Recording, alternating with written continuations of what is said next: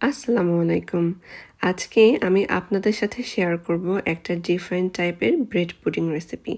আসলে bread pudding অনেক ধরনেরই হয়, সো আমি আমার একটা ওয়েতে আজকে শেয়ার করব। সো এই ব্রেড পুডিং বানানোর জন্য আমার লাগবে 8 পিস ব্রেড। সেটার সাথে আমি অ্যাড করে দিচ্ছি হচ্ছে ক্রিমি চিজ স্প্রেড।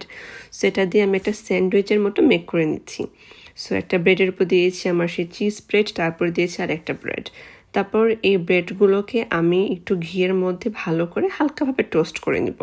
সো ব্রেডগুলো ভালোভাবে টোস্ট করা হয়ে গেলে আমি একটা কাস্টার্ডি ফিলিং মেক করে নিব।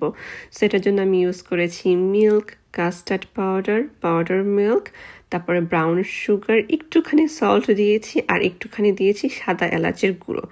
যদি এখানে কারো কাছে সাদা এলাচের গুঁড়ো না থাকে সেক্ষেত্রে আপনারা জাস্ট সাদা এলাচটাও ইউজ করতে পারবেন, বাট সেক্ষেত্রে যখন আপনারা অ্যাসেম্বল করবেন পুডিংটা তখন ওটাকে উঠে ফেলে দিতে হবে। সো যাই হোক, আমি সব কিছু ভালোভাবে অ্যাড করে আগে একটু মিক্স করে নিয়েছি। আর মিক্স করার সময় কিন্তু আমার চুলার আগুন অন ছিল না। মিক্স করা হয়ে গেলে আমি চুলার আগুনটা অন করে দিয়েছি। তারপর আমার কাস্টার্ড ফিলিংটাকে মেক করে নিয়েছি। আর এই কাস্টার্ড ফিলিংটা কিন্তু খুব বেশি ঘন হবে না। সো যাই হোক, তারপর আমি এখানে মিক্সড না দিয়ে একটুখানি লাইটলি পাউডার মেক করে নিয়েছি। তারপর আমি আমার ব্রেড পুডিংটাকে অ্যাসেম্বল করে নিচ্ছি। আর এক্ষেত্রে বলে রাখি, আমি কিন্তু আমার নাটের মিক্সচারটা মেক করেছি যখন আমার কাস্টার্ডটা কুক হচ্ছিল সেই সময়। এটা কিন্তু গরম গরমই অ্যাসেম্বল করতে হবে, তা না হলে ব্রেডগুলো ভালোভাবে সোক ইন করবে না।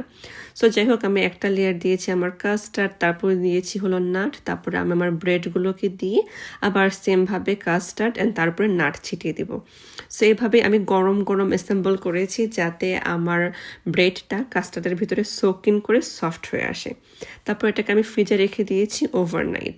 অ্যান্ড নেক্সট মর্নিংয়ে আমার ব্রেড পুডিংটা দেখতে এমন হয়েছে। এটা কাট করার পরে ভিতরটা দেখতে পারবেন সুন্দর একটা সফট একটা লেয়ার হয়েছে। এটা খেতেও কিন্তু বেশ মজা হয়েছিল।